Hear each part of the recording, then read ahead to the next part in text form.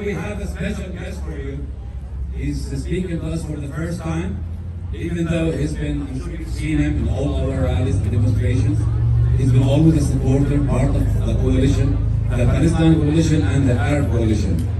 My bigger brother, our prominent Libyan politician, Abu Saleh, the son of someone that Palestine loved, and he loved Palestine and paid his life for that love.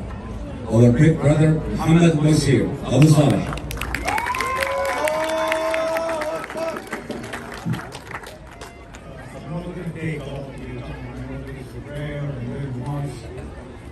Can you hear me? Assalamu alaikum. I am محمد بويصير, Libyan by birth, Palestinian by conscience.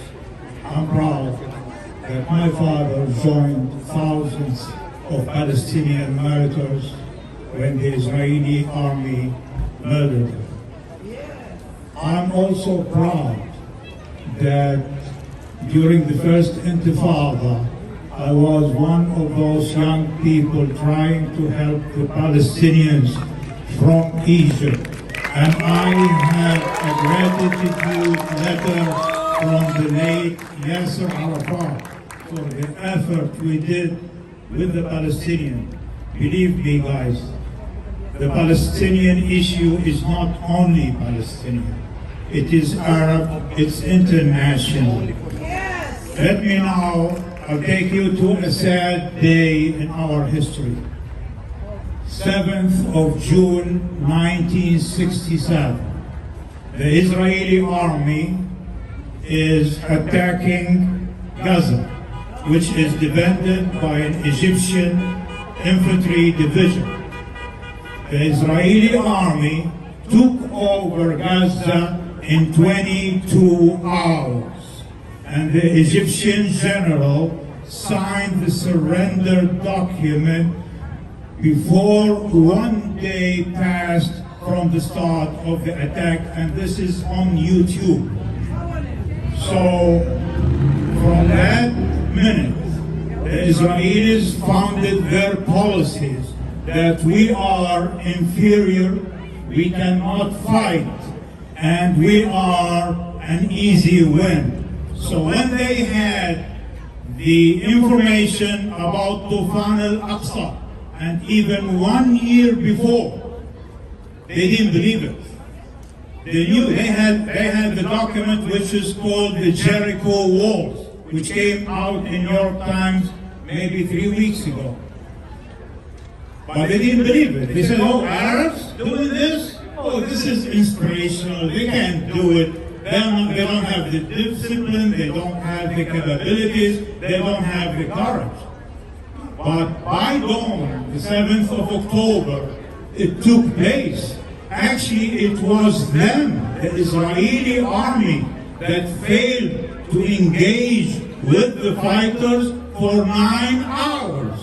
And for 2 days, the Palestinian fighters was going and coming between Gaza and the Israeli settlements and the Israeli cities. And Israel was actually shocked and out of balance because those young people proved that we are not inferior, we are not cowards, and we can fight back. The same day they started their campaign of revenge, of, let me say it, what they call a holy revenge. I know this is the wrong take of their religion, but that's what Netanyahu said. So they, up till today, they have killed, injured, and we have the missing. My son Saleh told me the number, it's about 90,000 in less than 90 days. This is 1,000 victims a day, and this is unprecedented anywhere. It didn't happen before, that you just kill unarmed civilians, kids, women, old people, hospitals, churches, mosques, and then they came with their smart, objective that they want to liquidate the Palestinian resistance led by Hamas. By the way, who are fighting in Gaza now? There are 5 organizations, including Kataib Abu Ali Mustafa. They are fighting. Yes, no, they are fighting in Gaza, and also Kataib Salah al-Din, Kataib al-Mujahideen, wa al-Jihad al-Islami. But Hamas is the biggest.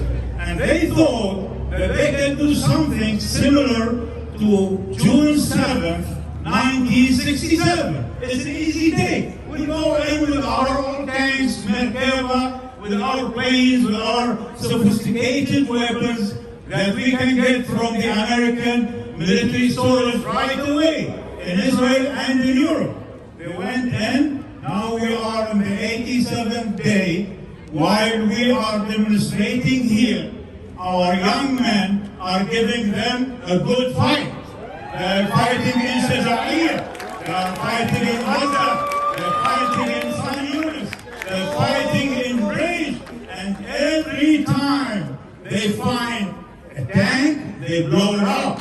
And every time a soldier tries to step his foot into the Palestinian ground, they send him back in a body bag or on a stretch. And they are actually causing a big crack in the Israeli government today. And we will see that Gaza is a turning point. It's actually like Stalingrad in the Second World War.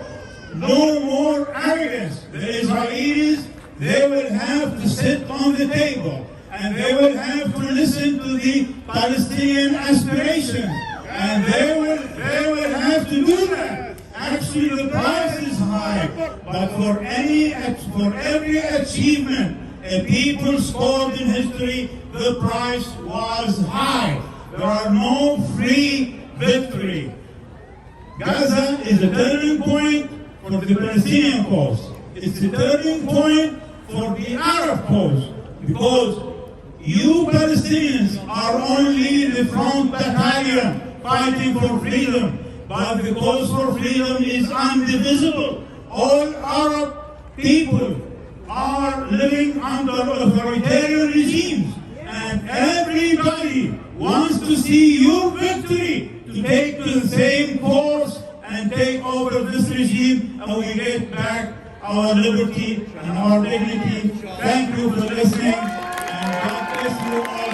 Please, if you allow me, I want to say 3 sentences from our late poet Samih al-Qasim when he says, أحييكم أشد على أياديكم أبوس الأرض تحت أقدامكم وأقول أفيكم. And we take this from here all the way to our people in Gaza. Thank you.